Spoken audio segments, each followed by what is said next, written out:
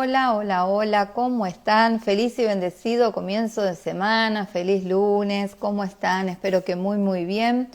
Bueno, voy a pasar un ratito por acá para compartir con ustedes un poquito más de la lectura del hombre en busca de sentido de Viktor Frankl. Vamos por la segunda fase aún, es bastante larga, con lo cual voy leyendo poquito a poquito. Espero que estén muy bien, que tengan un lindo comienzo de semana. Voy a dejar por acá el título para los que entran después, para que sepan qué lectura estoy haciendo. Y bueno, voy a continuar un poquito entonces con este libro. Les recuerdo que estoy leyendo la segunda fase, que es la vida en el campo. Y ahora voy a comenzar con un subtítulo que se llama Monólogo al amanecer. Muchas gracias a los que se conectan ahora, a los que lo van a ver después, sea por Instagram o por YouTube, sea todos muy bienvenidos a esta lectura. Bueno, vamos a ver, Monólogo al amanecer. En otra ocasión, mientras cavábamos una zanja, el amanecer proyectaba una luz grisácea. Gris el cielo y gris la nieve, bañada por la luz del alba, grises los harapos que malamente cubrían los cuerpos de los prisioneros y grises sus rostros. Mientras trabajaba, mi imaginación hablaba con mi mujer, o acaso quería escudriñar la razón de mi sufrimiento, de mi lenta agonía. En una violenta protesta contra lo inexorable de la muerte inminente, sentí que mi espíritu atravesaba todo el gris circundante que trascendía ese mundo desesperado, y en algún lugar oí un victorioso sí en respuesta a mi pregunta sobre si finalmente la vida tenía sentido.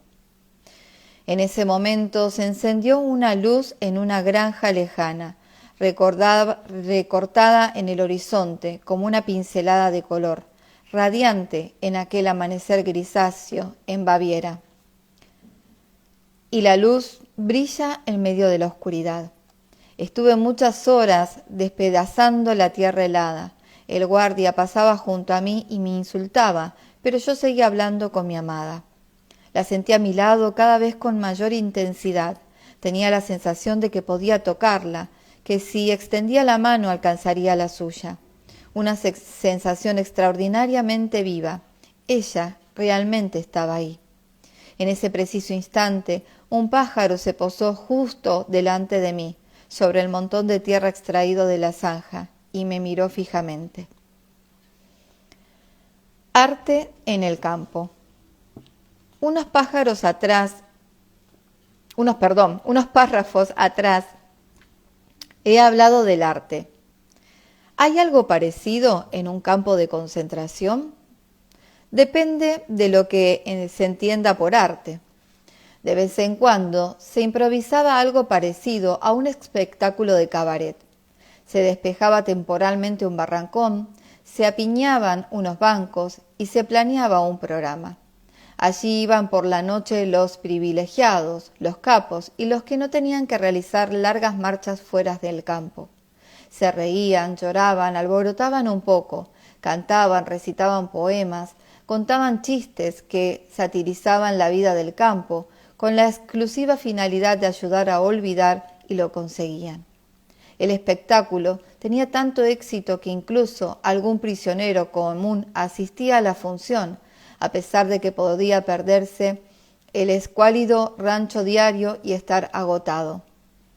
Al principio del intercambio nos permitían reunirnos en un cuarto de máquinas a medio construir para saborear durante media hora, el tiempo de descanso, la ración de sopa. Aguachirle que pegaba la empresa constructora. Al entrar, cada uno recibía un cucharón de esa sopa aguada. Mientras la sorbíamos con avidez, un prisionero italiano, encaramado en una cuba, entonaba arias italianas. Su voz era envidiable. Disfrutábamos enormemente el recital y el italiano se garantizaba una ración doble del fondo del perol, es decir, con guisantes. En el campo se premiaba no solo en el entretenimiento, sino también el aplauso. A mí, por ejemplo, podría haberme protegido, y fui muy afortunado en no necesitarlo, el capo más temido del Lager, conocido con razón con el sobrenombre de El Capo Asesino. Sucedió así. Una tarde tuve el gran honor de ser invitado otra vez al cuarto donde había tenido lugar la sesión de espiritismo. Se habían reunido los mismos amigos íntimos del médico jefe y de nuevo, de forma antirreglamentaria, el suboficial de seguridad del equipo sanitario. Entró por casualidad el capo asesino y le pidieron que nos recitara alguno de sus poemas, tristemente célebres en el campo. No se hizo rogar, sacó de inmediato una libreta y leyó algunos fragmentos de su arte literario. Me mordía los labios hasta sangrar para no reír al escuchar sus poemas de amor. Posiblemente ese esfuerzo me salvó la vida. Aplaudí con adulador entusiasmo. Esto podía suponer un rato de favor si era asignado a su cuadrilla, a la que ya un día me habían destinado y me había bastado con aquella experiencia. Resultaba útil, en todo caso, que el capo asesino lo conociera a uno desde una perspectiva favorable. Por tanto, aplaudí con todas mis fuerzas. Desde luego, cualquier tentativa de hallar arte en el campo adquiría en general aspectos grotescos. La sensación artística, me parece, surgía del fantasmagórico contraste con el chusco del espectáculo y la desolación de la vida en el campo como telón de fondo. Nunca olvidaré que en la segunda noche en Auschwitz la música me despertó de un sueño profundo. El vigilante del barracón celebraba una especie de fiestecilla en su cuarto, cerca de nuestra puerta. Voces achispadas tarareaban conocidas canciones. De pronto se hizo el silencio y un violín tocó en la noche un tango desesperadamente triste, una melodía desconocida y quizá por eso más atractiva. El violín parecía llorar y una parte de mí también lloraba. Aquel día alguien cumplía 24 años, alguien que dormía en algún lugar de Auschwitz, tal vez solo o a unos cientos de metros de mí, y aún así por completo inalcanzable. Ese alguien era mi mujer. El humor en el campo. El descubrimiento de algo parecido al arte en un campo de concentración sin duda sorprenderá, pero aún más sorprendente es que allí también hubiera sentido del humor. Claro que un humor apagado y de escasa duración. El humor es otra de las armas del alma en su lucha por la supervivencia. Es sabido que el humor, más que cualquier otra cosa en la existencia humana, proporciona el distanciamiento necesario para sobreponerse a cualquier situación, aunque sea un instante. Yo mismo aleccioné a un amigo y colega junto al cual trabajé durante semanas a desarrollar su sentido del humor. Le sugerí que invirtiéramos cada día que inventáramos cada día al menos una historia divertida que pudiera suceder tras nuestra liberación. El hombre era un cirujano que había trabajado en el equipo de un gran hospital. Intenté arrancarle una sonrisa representando su actuación profesional al incorporarse a su antiguo puesto sin haber olvidado aún las costumbres adquiridas en el campo. A pie de obra, y en especial si el supervisor hacía su ronda, el capataz nos forzaba a trabajar más rápido al grito de «¡Acción, acción!». Así que le dije a mi amigo, un día estarás en el quirófano operando a un paciente de peritonitis y un enfermero entrará de pronto anunciando la llegada del director del equipo de cirugía. «¡Acción, acción, que viene el jefe!». Otros imaginaban escenas divertidas en el ansiado futuro en libertad. Por ejemplo, en una cena de cierto relumbre social, olvidarían la buena educación y le rogarían a la anfitriona que les sirviera de la sopa una cucharada del fondo, como pedían cada noche al capo de turno. Los intentos por desarrollar el sentido del humor y ver la realidad bajo una luz humorística constituyen una especie de truco que aprendemos en el arte de vivir. Incluso es posible practicarlo en un campo de concentración, aunque el sufrimiento sea omnipresente. Se podría explicar de esta forma que el sufrimiento humano actúa como un gas en una cámara vacía. El gas se expande por completo y regularmente en el interior, con independencia de la capacidad de la cámara. Análogamente, el sufrimiento, sea fuerte o débil, ocupa el alma y toda la conciencia del hombre. De ahí se deduce que el tamaño del sufrimiento humano es relativo. Y a la inversa, el hecho más insignificante puede generar las mayores alegrías. Sirva de ejemplo lo que nos sucedió en el viaje a Auschwitz, a un campo filial de Dachau. Todos temíamos que nos fueran a trasladar a Mauthausen. Nuestro nerviosismo aumentaba a medida que el tren se acercaba a un puente sobre el Danubio, que había que cruzar si el destino era Mauthausen, como lo atestiguaban los prisioneros con experiencia. Quien no haya presenciado una escena similar, difícilmente imaginaría los saltos de júbilo de los prisioneros hacinados en el vagón al comprobar que el tren no cruzaba el puente. Por fortuna, nos dirigíamos solo a Dachau. ¿Y qué sucedió al llegar a Dachau tras un viaje de 2 días y 3 noches? En el vagón no había sitio para que todos pudiéramos viajar acurrucados en el suelo. La mayoría hizo el trayecto de pie y solo algunos se turnaban para ponerse de cuclillas sobre la escasa paja empapada de orines. Llegamos extenuados. Con todo, la información de los veteranos nos levantó el ánimo. El campo era pequeño, constaba de 2.500 reclusos y no tenía crematorios ni cámaras de gas. Eso significaba que un campo así ni los musulmanes iban a la cámara de gas, ya que debían esperar como mínimo a que se organizara un nuevo convoy de enfermos que lo devolviera a Auschwitz. Esta agradable noticia nos puso a todos de buen humor. El deseo del viejo vigilante de nuestro barrancón en Auschwitz se había cumplido. A diferencia de Auschwitz, estábamos en un campo sin chimenea. Bromeábamos, reíamos, contábamos chistes, sin saber qué nos depararían las horas siguientes. En el recuento de los recién llegados faltaba un prisionero.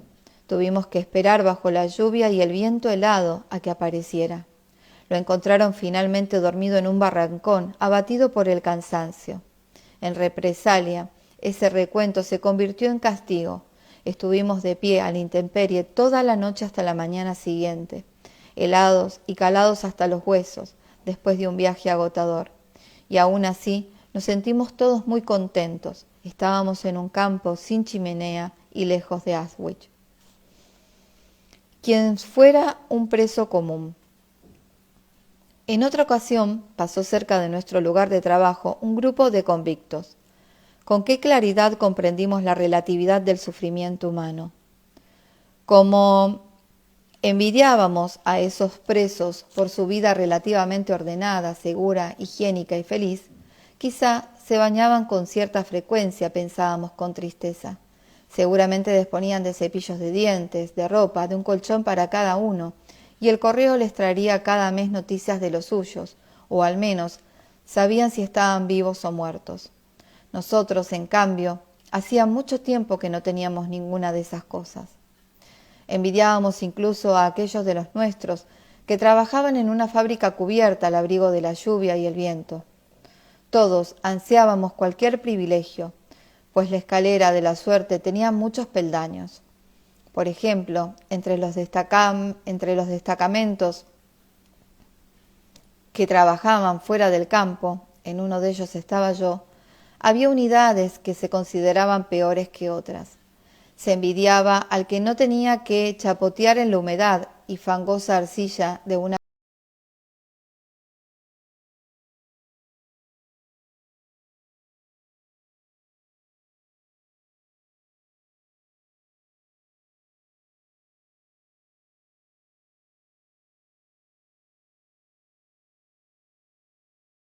local de propinar a los prisioneros golpes a diestro y siniestro, lo que nos hacía envidiar la relativa suerte de no estar bajo un mando o de estarlo solo temporalmente.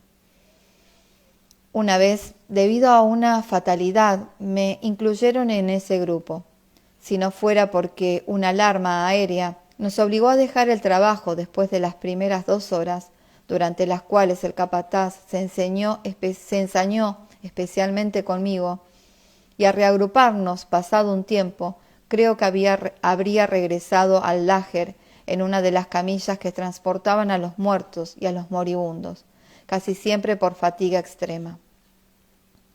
Nadie puede imaginar el alivio que en semejante situación produce el sonido de la sirena, ni siquiera el boxeador que ha oído la campana del final del asalto y que en el último instante, gracias a ella, se salva de ser noqueado.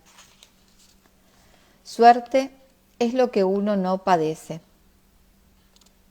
Agradecíamos el alivio más insignificante.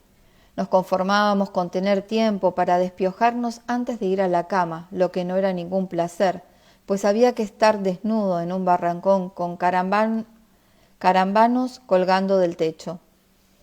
Nos contentábamos si durante la operación no sonaba la alarma aérea y la luz no se apagaba, pues en la oscuridad era imposible despiojarse, y no hacerlo suponía pasar la noche en vela. Los escasos placeres de la vida del campo no constituían sino una especie de felicidad negativa, la ausencia del dolor, en expresión de Schopenhauer. Por tanto, era una alegría relativa. Los placeres positivos escaseaban, incluso los más pequeños. Recuerdo haber confeccionado un día una especie de contabilidad de los placeres diarios y haber llegado a la conclusión de que en varias semanas había experimentado solo 2 momentos placenteros. Uno sucedió a la vuelta del trabajo cuando fui admitido en el barrancón de cocina tras una larga espera y asignado a la fila que atendía F, el cocinero prisionero. Detrás de las enormes cacerolas, F servía la sopa con endiablada rapidez en los cuencos que le presentaban los prisioneros. Era el único cocinero que repartía la sopa a todos por igual, sin discriminar entre los hombres, sin reparar en la persona y sin favoritismos con sus amigos o paisanos, como hacían otros cocineros que se reservaban las patatas del fondo a sus amigos, y los demás debíamos conformarnos con la sopa aguada de la superficie. Pero no me incumbe juzgar a los prisioneros que favorecían a su propia gente. ¿Quién se atrevía a arrojar la primera piedra contra el que favorece a sus amigos en condiciones en que, tarde o temprano, hay que decidir entre la vida y la muerte? Nadie puede juzgar, a menos que pudiera asegurar con absoluta certeza que no habría hecho lo mismo en una situación semejante. Años más tarde, ya integrado a la vida normal, bastante tiempo después de ser liberado, me enseñaron una revista ilustrada con fotografías de prisioneros hacinados en sus catres mirando, insensibles e inexpresivos al visitante. ¿No hay algo terrible en la mirada de esos rostros? ¿Y lo dejan de traslucir? ¿Por qué?, pregunté, pues realmente no lo comprendía. De pronto reviví todo aquello. Las 5 de la mañana y la grisácea oscuridad en el patio. Yo dormía en un duro tablón sobre el suelo de tierra del barrancón, donde unos 60 reclusos nos hallábamos en cuidados. Estábamos enfermos, nos teníamos que formar al amanecer, estábamos enfermos, no teníamos que formar al amanecer ni trabajar. Podíamos permanecer tumbados todo el día en nuestro rincón del barrancón, amodorrados, a la espera del reparto del pan diario, que por supuesto era más escaso para los enfermos, y el rancho de sopa, aún más aguada y escasa. Pero cuán satisfechos, qué felices nos sentíamos a pesar de todo. Mientras apretujábamos nuestros cuerpos para conservar el calor, mientras yacíamos allí, demasiado apáticos y perezosos como para mover siquiera un dedo, si no era absolutamente necesario, se escuchaban desde la explanada los agudos silbatos y el griterío de órdenes que indicaban el regreso del turno de noche y formación para el recuento. Nuestra indolencia contrastaba con todo aquello. La ventisca abrió la puerta de par en par y la nieve entró en el barrancón. Un compañero exhausto, cubierto de nieve, entró a tropicones y se sentó unos minutos para descansar hasta que el vigilante lo expulsó. Estaba tajantemente prohibido admitir a un extraño en un barrancón mientras se precedía el recuento. Cómo me compadecí de aquel hombre, y cuánto me alegré de estar en cuidados en ese momento y poder dormitar en la enfermería. Qué alivio pasar ahí 2 días y quizás otros 2 días más. Las fotografías de la revista despertaron este recuerdo. Al contar mi experiencia, los que me escuchaban comprendieron por qué no me resultaba tan horrible aquellas escenas. Con todo, y esos hombres inexpresivos tal vez no se habían sentido tan desgraciados como ellos imaginaban. ¿Al campo de infecciosos?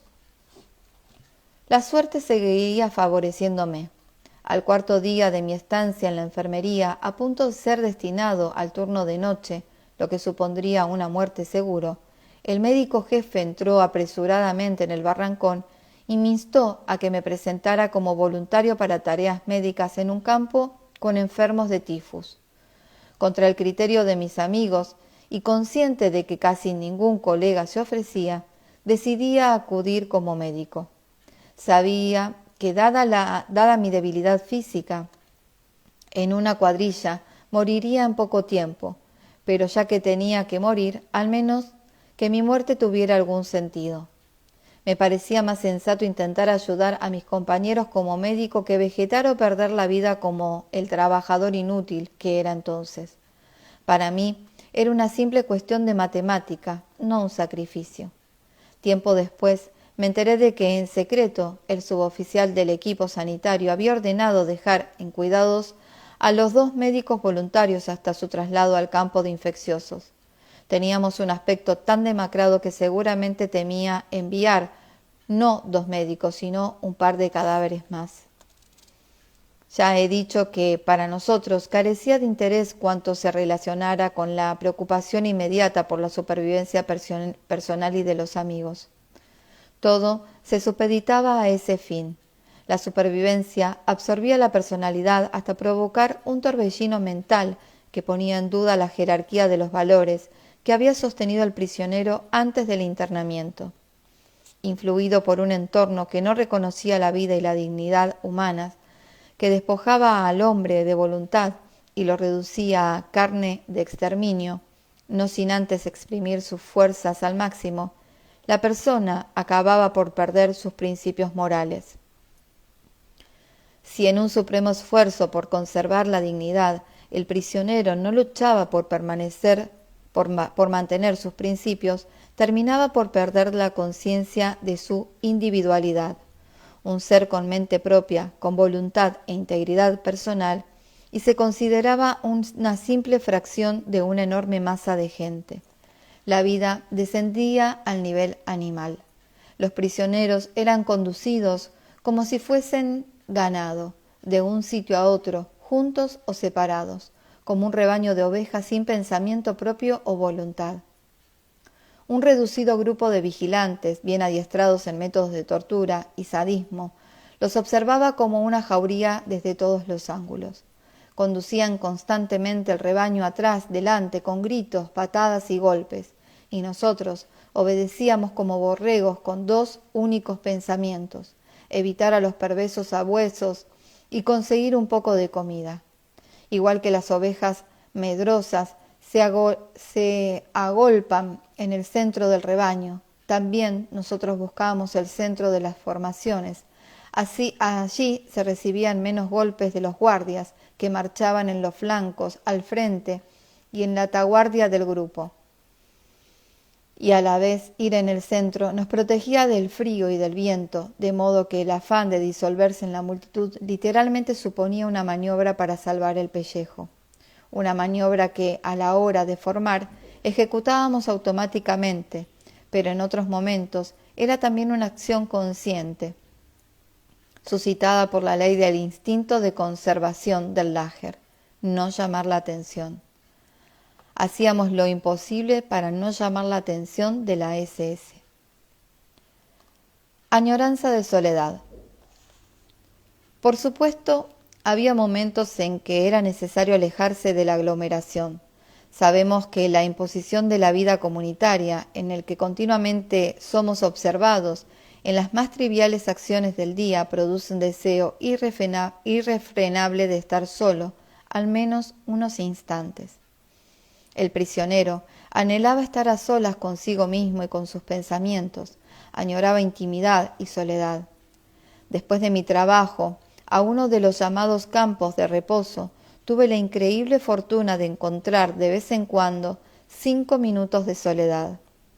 Detrás del barrancón en el que trabajaba y donde se hacinaban, sobre un suelo de tierra, unos 50 pacientes delirantes, había un lugar tranquilo, junto a la doble alambrada que rodeaba el campo. Una tienda improvisada con unos postes y ramas de árboles servía de cobertizo para guarecer a unos 6 cadáveres. La media diaria de muertes en el campo.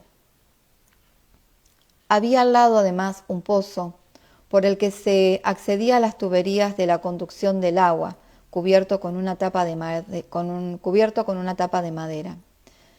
Si no me reclamaban, aprovechaba para sentarme en cuclillas sobre esta tapadera y contemplar el florecer de las verdes laderas y las lejanas colinas azuladas del paisaje bávaro, enmarcadas por las alambradas de espino. La melancolía me vencía y mis pensamientos vagaban hacia el norte y el noreste, en la ansiada dirección de mi hogar, aunque solo podía ver nubes. No me perturbaban los cadáveres tendidos a mi lado, hormigueantes de piojos. Lo único que me despertaba de mis ensueños eran las inquietantes pisadas de los guardias o el aviso de la enfermería para recoger un suministro de medicinas para mi barrancón, 5 o quizás 10 tabletas de aspirina para varios días y 50 pacientes. Las recogía y hacía mi ronda tomando el pulso a los pacientes y administrando media tableta de aspirina en los casos graves. Los desahuciados no recibían ningún medicamento. No les habría servido de nada y se le privarían a los enfermos que tenían alguna esperanza de curación. Para los pacientes leves solo tenía palabras de aliento. Y esa visita, paciente a paciente, la hacía casi arrastrándome, pues yo mismo estaba débil y exhausto, convaleciente de un fuerte ataque de tifus. Terminaba la ronda y volvía a sentarme sobre la tapadera del pozo, mi lugar solitario. Por cierto, ese pozo salvó en una ocasión la vida de 3 compañeros. Poco antes de la liberación, las autoridades del Lager organizaron transportes masivos al campo de Dauch. Sensatamente, 3 compañeros procuraron evitar el viaje. Se metieron en el pozo y se escondieron de los guardias. Yo me senté tranquilamente sobre la tapa, con aire inocente. Tiraba piedritas a la alambrada como en un juego infantil. Un guardia reparó en mí y desconfió un momento, pero mi actitud ingenua lo tranquilizó y siguió adelante. Más tarde, avisé a los escondidos de que lo peor ya había pasado. Bueno, voy a dejar hasta acá la lectura del día de hoy. Espero que, la verdad que creo que es la primera vez que me pasa que me hacen mal a la garganta leer esto. Me estoy quedando sin voz ahora, no puedo creer. Por suerte no me agarró la tos, pero bueno. Sigamos avanzando en esta lectura. Gracias a los que lo están escuchando ahora, a los que lo van a ver después en diferido por Instagram o por YouTube. Se agradece muchísimo la colaboración con un me gusta, un compartir, suscribiéndose al canal de YouTube para que más seres puedan conocer la cuenta y disfrutar de los más de 30 libros ya leídos en vivo y puestos ahí a disposición y al servicio para quien quiera beneficiarse de estas lecturas. Así que les mando un beso y un abrazo enorme. Gracias, Marta. Un beso, un cariño. Gracias, gracias, gracias. Gracias a todos los que, resuenan con esta información y a los que no, la dejan pasar. Muchas gracias y que tengan un feliz y bendecido día. Nos vemos mañana. Chao, chao.